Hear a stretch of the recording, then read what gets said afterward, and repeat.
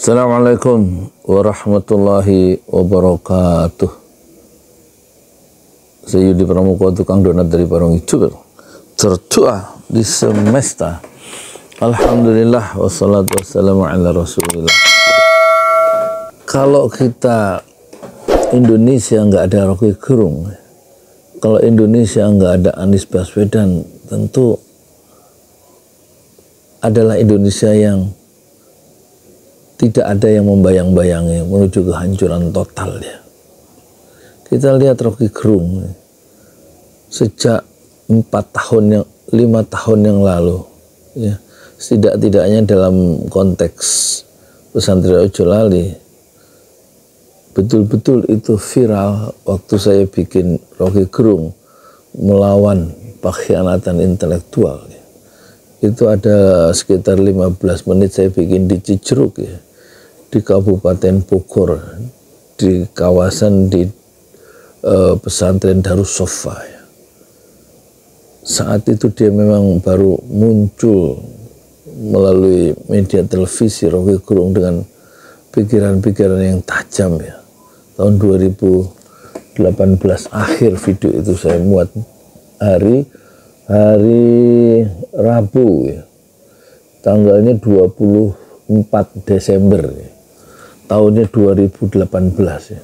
Sekarang sudah 2024, jadi hampir 9 tahun yang lalu Rocky Gerung dengan perspektifnya yang kaya, bacaan yang luas, dan analisisnya yang tajam, serta hentakan-hentakannya terhadap pilar-pilar kekuasaan yang korup dan zolim, itu membuat kita tersadar ya, bahwa ternyata Indonesia itu memang seperti kata Rocky Gerung, ditulis oleh para pengkhianat ya. Agak sukar dibayangkan kalau sekarang itu kita membayangkan bahwa Indonesia 8 tahun terakhir tanpa Rocky Gerung, tentu Indonesia betul-betul gelap sama sekali. Justru meskipun dia seorang muslim, cahaya-cahaya intelektual dan percikan-percikan intelektualnya itu membuat kita hanya sadar bahwa kekuasaan itu memang bisa menenggelamkan kita semua, karena tamaknya, sifat tamak, sifat rakus, dan sifat yang tidak kenal batas dari kekuasaan ini.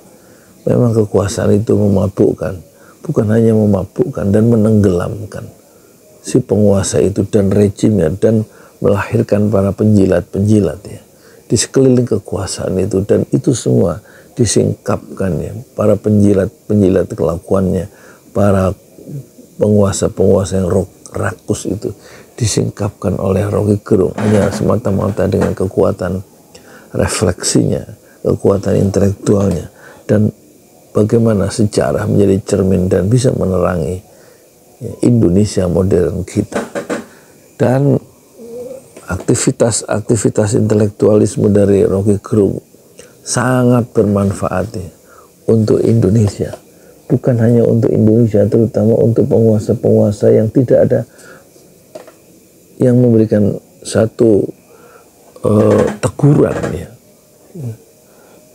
Yang teguran itu sangat modern terdengarnya. Dibungkus, bukan hanya dibungkus, memang dibangun dalam kerangka demokrasi yang bagaimana demokrasi yang matang dan sehat. Dan Rocky Gerung memberikan semacam pilar-pilar atau dasar-dasar atau asas-asas bagaimana Indonesia yang demokratis itu seharusnya dijalankan, terutama oleh para penguasa yang cenderung untuk korup, penguasa yang cenderung untuk zolim, penguasa yang cenderung untuk berbuat semena-mena terhadap rakyatnya.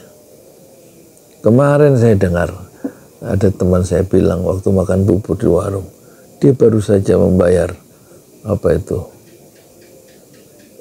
pajak motor. Kenapa sekarang sampai 300 sekian? Dulu berapa?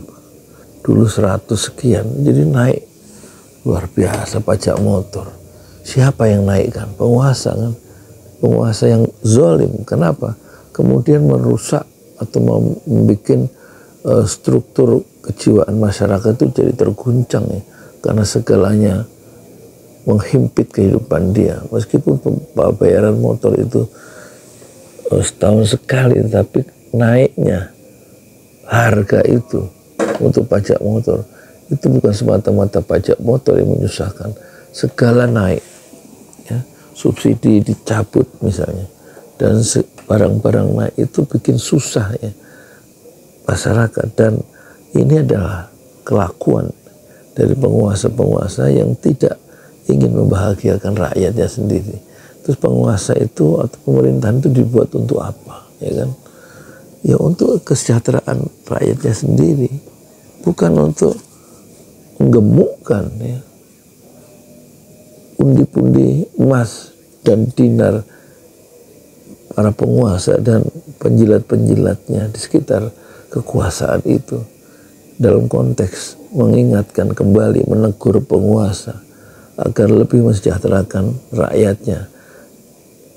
Itu Roky Gerung hadirnya secara signifikan sangat memberikan satu dampak yang luasnya.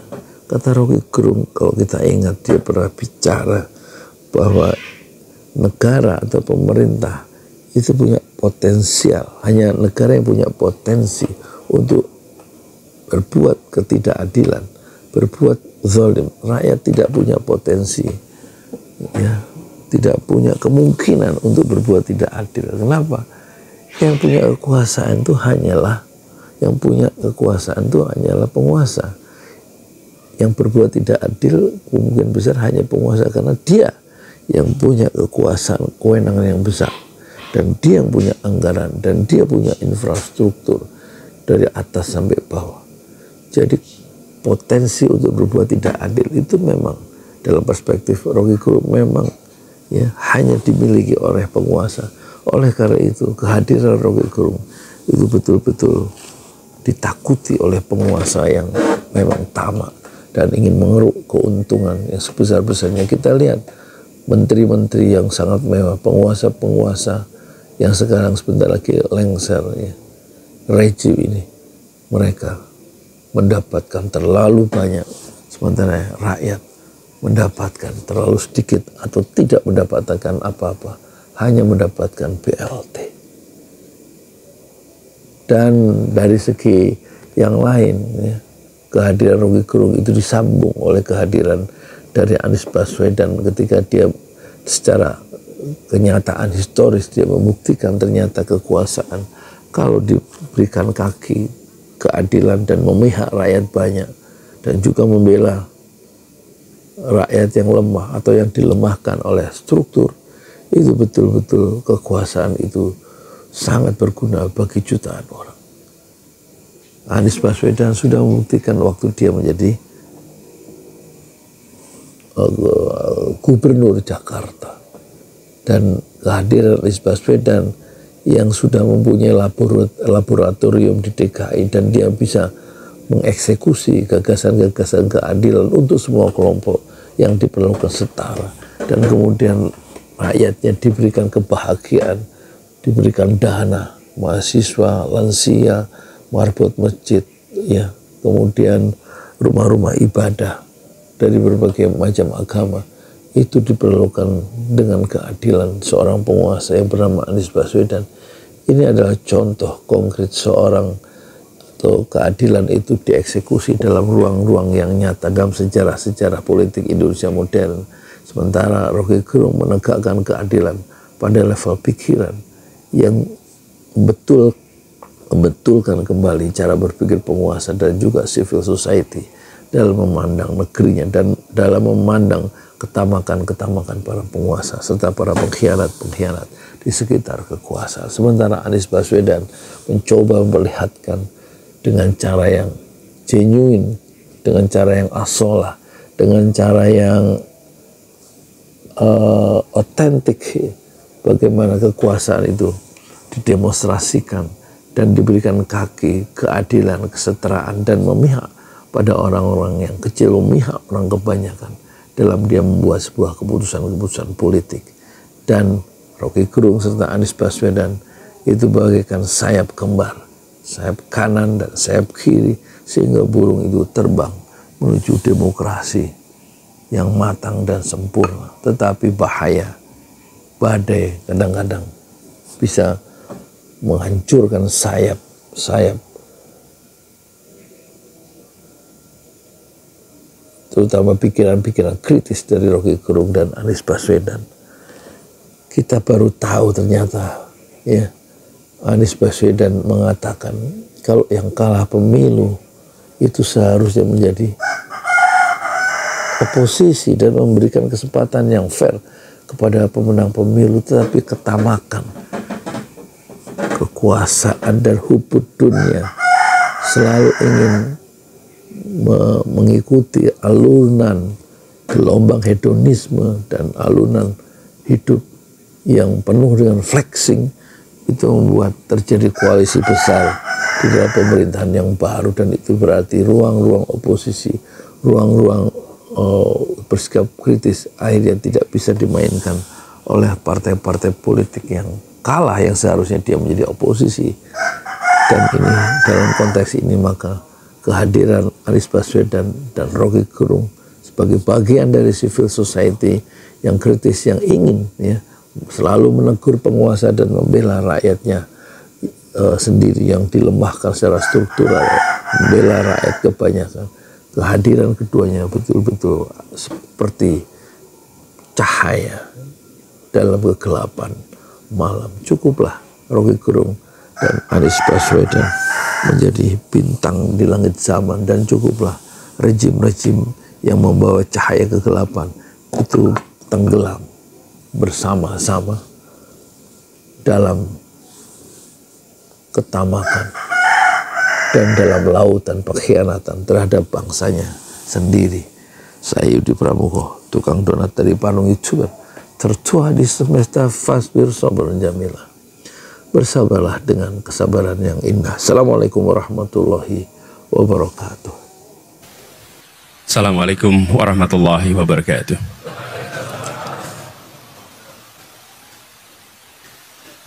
Alhamdulillahirabbil alamin.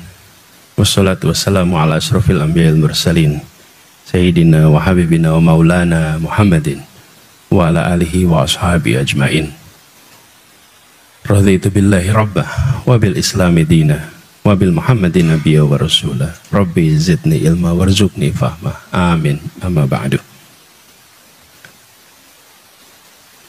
Bapak-bapak, ibu, jamaah salat zuhur di Masjid Ukhuwah Islamiyah Al-Azhar rahimakumullah, wabil khusus Bapak Haji Azhar Kombo, juga bersama kita Ketua Takmir Bapak Muhammad Taufik Zamrawi, Ketua Yayasan Bapak Mas Rifan Jamil, Bapak Hasan Toha, dan seluruh jamaah saja yang tidak tersebut nama satu persatu. Pertama, saya menyampaikan rasa syukur, alhamdulillah akhirnya bisa bersujud di masjid ini. Dengar ceritanya sudah, tapi baru sampai siang hari ini bisa sujud sama-sama. Lalu dapat kejutan, suruh memberikan kultum. Saya jadi ingat, beberapa waktu yang lalu saya diundang satu tempat memberikan kultum. Saya tanya, jadi kultumnya apa? Jadi di sini Pak, kultum itu bukan kuliah 7 menit Pak. Kultum itu kuliah terserah antum. Jadi rumus itu saya pakai di sini boleh ya? Boleh kan? Jadi kuliah terserah antum. Mau 7 menit, 8 menit, 9 menit, boleh gitu. Nah, di sini masjidnya Masjid Ukhuwah Islamiyah. Sudah jelas pesannya. Dan saya rasa pesan itu sudah sering digaungkan. Jadi mungkin kalau saya nambahi itu nguyai Banyu Segoro Pak itu. Karena ini sudah terus-menerus kita bicara tentang ukhuwah di Masjid Ukhuwah Islamiyah Al-Azhar. Nah, tapi dalam kesempatan ini saya ingin tambahkan sedikit aja lah terkait soal ini. Kita semua yang pernah menjalankan ibadah umroh atau haji atau tinggal di negeri asing untuk kuliah atau bekerja, pasti sering menemukan perbedaan-perbedaan di antara umat Islam. Kalau di sini di masjid hampir pasti tidak ketemu bedanya. Syafi'i semua di sini. Tapi kalau sudah sampai di Mekah akan ketemu Syafi'i, Hanafi, Maliki, bahkan pondok terkenal di sana Al-Maliki, betul ya? Kemudian semua kita akan ketemu dengan berbagai mazhab. Nah, ini pengalaman saya. Satu ketika saya sedang duduk di masjid, lalu bersama dengan seorang teman sahabat saya dari Turki. Tidak lama datang satu orang, sholat. Pas lagi sholat, selesai sholat, teman saya ini bilang, Anis, ini orang ini Hanafi, katanya. Oh ya, gimana ceritanya? Dia tunjukkan cirinya, ini soalnya orang Hanafi ini. Oh ya. Nah, itu mengingatkan saya kemudian satu pesan. Kenapa kita ini kalau berjumpa dengan sesama umat, kita cari bedanya? Kenapa kita ini kalau ketemu sesuatu, kita cari bedanya apa ya saya sama dia itu? Saya ketemu dengan seseorang, ini NU ini, oke, NU. Ah, ini Al-Wasliyah ini kira-kira. Ini Muhammadiyah ini. Oke. Ini kira-kira Dewan Dakwah ini gitu. Lalu lihat celana agak pendek, ini Salafi ini kira-kira. Oke. Lah, kita ini paling senang seakan-akan mencari bedanya. Saya kalau ingin sampaikan pesan rumus sederhana, carilah persamaannya, kurangi mencari perbedaannya. Nah, ini sederhana sekali, tapi kita dalam keseharian kita itu mencari bedanya. Dulu memang kopiah itu ada yang putih, ada yang hitam, Pak. Kenapa ada putih dan hitam, Mbak? Ada yang tahu nggak putih hitam ini? Kopiah putih itu siapa yang pakai? Pulang haji. Kalau belum haji, serasa gaya mas, pakai putih gitu. Yang sudah berangkat haji, betul ya? Sebenarnya gini, sudah sampai tanah suci pulang pakai kopiah putih. Yang belum pakai kopiah putih belum sampai tanah suci. Nah, tapi beberapa tahun terakhir ini terjadi kemudahan sampai ke tanah suci. Sehingga sekarang ini yang bisa pakai kopiah putih itu banyak sekali. Kopiah putih tidak lagi menjadi pembeda. Nah, saya ingin sampaikan kepada semua pesan sederhana. Cari samanya, jangan cari bedanya. Tapi ada satu hal, ini pertama. Yang kedua, saya ingin sampaikan, kita ini adalah umat terbaik. Umat Islam ini. Kita ini umat terbaik. Kuntum khairul ummatin urijati linnas ta'muruna bil ma'ruf wa tanhauna 'anil munkar wa tu'minuna billah. Kita sadar, tapi umat terbaik itu bukan sebagai privilege. Umat terbaik itu sebagai tanggung jawab. Tanggung jawab. Apa bedanya? Kalau privilege itu untuk dinikmati. Kalau tanggung jawab itu untuk ditunaikan. Jadi kita punya tanggung jawab menunaikan. Nah, kalau kita tengok umat kita, sering sekali umat itu berhasil atau gagal bukan karena mampu atau tidak mampu, tapi karena baca perubahan atau tidak baca perubahan. Jadi pesan kedua, karena kan kultum ini, dibatasi waktunya gitu. Kalau enggak kan nanti gelandrah kemana-mana ini. Jadi kedua adalah tentang membaca perubahan. Kalau kita membaca perubahan dengan cepat, dan mau melakukan antisipasi, insya Allah kita berhasil. Dan sejarah umat Islam sudah menunjukkan, yang membaca tanda-tanda perubahan zaman, mengikuti perubahan zaman, mengantisipasi, maka dia menjadi pemenang di zamannya. Nah, saya ingin masuk soal ini pendidikan, Pak. Kenapa? Masjid ini, itu kalau kita lihat, gedungnya bagus, arsiteknya bagus, rancangannya bagus. Ini pakai ilmu tidak Bapak Ibu? Pakai ilmu. Ada ilmu arsitek, ada ilmu sipil, ada ilmu, semua ini macam-macam ilmu ada di sini. Sampai jadi gedung seperti ini. Nah, kita sering melewatkan bahwa untuk membangun umat, apalagi umat yang bersatu, diperlukan namanya pendidikan. Ini kunci sekali. Nah, tetapi pendidikan itu sudah mengalami perubahan luar biasa. Anak-anak kita itu, anak-anak abad 21 hari ini. Gurunya, guru-guru abad 20. Sekolahnya, cara menata kelasnya abad 19. Betul Mas Jalan? Bayangkan, jadi kalau sampai panjenengan datang ke sekolah, nanti ketemu 3 abad di satu tempat itu. Anak abad 21, guru abad 20, ruang kelas 19. Coba panjenengan lihat ya. Panjenengan lihat foto kelas tahun 1800 sama persis seperti sekarang. Ruang kelas 1700 sama seperti sekarang. Percaya saya. Betul nggak saya? Nah kita lihat sekolah-sekolah Islam semua. Sekolah-sekolah Islam apa yang terjadi? Itu terjadinya. Sudah saatnya semua masuk ke abad 20. Nah, masjid ini saja sudah. Saya diberi instruksi memberikan kultum. Pendengarnya siapa? Yang di masjid ini dan yang di video ini loh. Ini kan abad 21 ini. Betul ya? Saya boleh bilang halo semuanya. Itu abad 21 nonton. Sama yang pegang-pegang HP live streaming ini semua. Kita masuk di abad 21. Ini satu pesan sederhana. Bila kita tidak baca perubahan zaman dari aspek metode, maka kita akan ketinggalan. Ilmu mengenai perubahan itu banyak. Jadi saya usul pada jamaah di sini, khususnya di Semarang, yang saya dengar jamaah Masjid Ukhuwah Islamiyah ini dari semua unsur sama, semua unsur setara. Jadi unsur apapun baca perubahan zaman ini. Betul-betul kita harus siap untuk berada di 21. Dan ini terasa sekali. Saat ini para guru ngaji itu mengalami kompetisi yang amat ketat dari sisi kualitas. Karena mendengarkan guru ngaji di kampung, habis itu yang mendengarkan buka YouTube membandingkan yang guru ngaji di kampung dengan YouTube yang terkenal. Betul tidak, Ustaz? Betul ya? Bahkan pertanyaan yang disampaikan ke guru ngaji di kampung, pertanyaan kulaan dari YouTube. Betul tidak?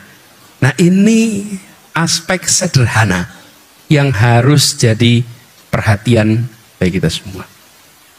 Karena perubahan ini tidak akan mungkin bisa terjadi untuk kita mengejar ketertinggalan kecuali kita sendiri menengok. Nah, untuk itu bagaimana?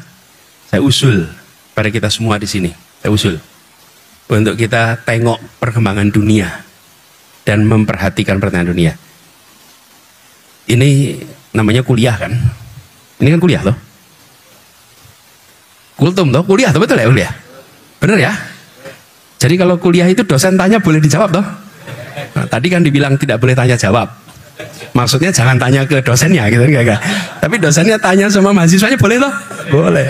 Nah, sekarang saya mau tanya nih. Yang membaca berita tentang Indonesia setiap hari mohon acungkan tangan. Lo yo mosok gak baca berita nanya yang berani acungkan tangan. Saya pengen tahu yang acungkan tangan. Yang melalui medsos boleh, melalui koran boleh, pokoknya mengikuti berita Indonesia setiap hari. Banyak juga yang nggak ikutin berita ya gitu. Hah? Kalau mengikuti berita Semarang tiap hari malah enggak. Masalah betul ini. Berita tentang Indonesia tiap hari. Saya ulang coba. Siapa yang ngikutin? Acungkan tangan. Mohon supaya kita bisa tahu. Banyak apa? Malah justru saya pengen tahu. Banyak, alhamdulillah. Kalau nggak baca tuh malah unjuk jenengan ngopo gitu loh bentino. Alhamdulillah. Syukur alhamdulillah. Pertanyaan kedua. Pertanyaan kedua. Acungkan tangan. Siapa yang membaca berita internasional tiap hari?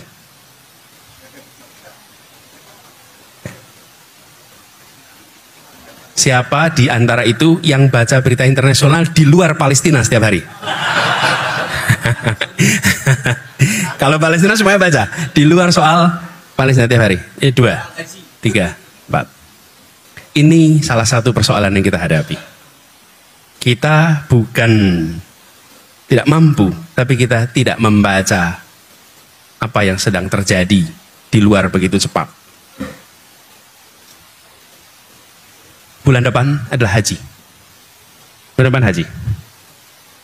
Dan dahulu orang-orang yang pulang dari haji sering ditakuti di negerinya masing-masing. Kenapa? Karena haji adalah pertemuan global pertama umat manusia. Dari semua duduk sampai di Mina. Sampai di Mina diskusi, tukar pikiran dari mana-mana. Dan sebelum sampai haji, di Mekah semua berkumpul dari mana-mana, tukar pikiran. Yang punya gagasan ini dari Indonesia, ketemu dari Maghribi, ketemu dari Mongolia, ketemu dari Turki, tukar pikiran. Forum global pertama dunia itu namanya haji. Karena itulah orang-orang pulang haji itu tercerahkan. Tercerahkan, mengapa? Karena dia lihat dunia. Ketika kembali ke kampungnya masing-masing, dia membawa pikiran-pikiran tentang perubahan, pikiran-pikiran tentang kemajuan, pikiran-pikiran tentang apa yang terjadi di luar sana. Karena waktu itu belum ada ini. Belum itu ada. Dan haji itu kemudian ya diberi titel, ya diawasi. Kalau di Indonesia, pulang haji diawasi Belanda. Ya, karena ini membawa ide kemerdekaan pasti. Karena itu membawa ide perjuangan pasti. Sudah berangkatnya perlu modal, pulang bawa gagasan, modal gagasan, nah itu mengerikan, Pak. Sekarang kita punya alat ini, tidak perlu itu saja. Malah bahkan sekarang haji kita itu, yang Indonesia kumpul sama Indonesia, yang Malaysia sama Malaysia, yang Thailand sama Thailand, yang Turki sama Turki, betul ya? Kalau dulu bergabung, dan bahasa pemersatunya bahasa Arab. Nah, sekarang saya usul, antisipasi perubahan. Baca, lihat apa yang sedang terjadi. Karena kita tidak bisa mengubah nasib kita. Tidak bisa kita mengubah nasib kita dengan menunggu harapan yang lain. Harus kita sendiri yang mengikhtiarkannya. Jadi pesan keduanya adalah tentang membaca perubahan. Kalau itu dikerjakan, insya Allah kita naiknya sama-sama. Kalau tidak, maka yang baca perubahan naik lebih cepat. Yang tidak baca perubahan tertinggal. Lalu yang tertinggal dan yang tercepat sulit dipersatukan. Kalau bapak-bapak, ibu bisa menunjukkan kepada saya contoh persatuan dalam ketimpangan, saya pengen nonton Bapak Ibu. Persatuan dalam ketimpangan, kalau ada. Tidak ada. Persatuan selalu ditopang dengan rasa keadilan. Dan keadilan itu dapat lewat kesetaraan. Nah, kesetaraan dapat lewat kemajuan yang bersama-sama. Jadi ini yang kita harus ikhtiarkan sama-sama. Semoga apa yang selama ini menjadi ikhtiar di Masjid Ukhuwah Islamiyah ini akan dimudahkan pencapaiannya. Dan semoga yang memberikan wakaf tempat ini akan dilipat gandakan pahalanya, dilipat gandakan rizkinya, dan seluruh yang terlibat akan tercatat memiliki sumur pahala yang alirannya tidak pernah berhenti. A'udzubillahi minasyaitonirrajim. Bismillahirrahmanirrahim. Allahumma shalli wa sallim wa barik ala sayyidina Muhammad wa ala alihi wa ashabihi ajmain. Rabbana la tuzigh qulubana ba'da idh hadaitana wa hab lana min ladunka rahmah innaka antal wahhab. Rabbana hab lana min azwajina wa dzurriyyatina qurrata a'yun waj'alna lil muttaqina imamah waj'alna lil muttaqina imamah waj'alna lil muttaqina imamah. Rabbana la tu'akhidna in nasina aw akhtana. Rabbana wa la tahmil alaina isran kama hamaltahu 'alal ladzina min qablina. Rabbana wa la tuhammilna ma la taqata lana bih wa'fu 'anna waghfir lana warhamna anta maulana fangsurna 'alal qaumil kafirin fangsurna 'alal munafiqin fangsurna 'alal zalimin. Rabbana atina fid dunya hasanah wa fil akhirati hasanah wa qina adzabannar. Subhana rabbika rabbil izzati amma yasifun wa salamun alal mursalin walhamdulillahi rabbil alamin. Assalamualaikum warahmatullahi wabarakatuh.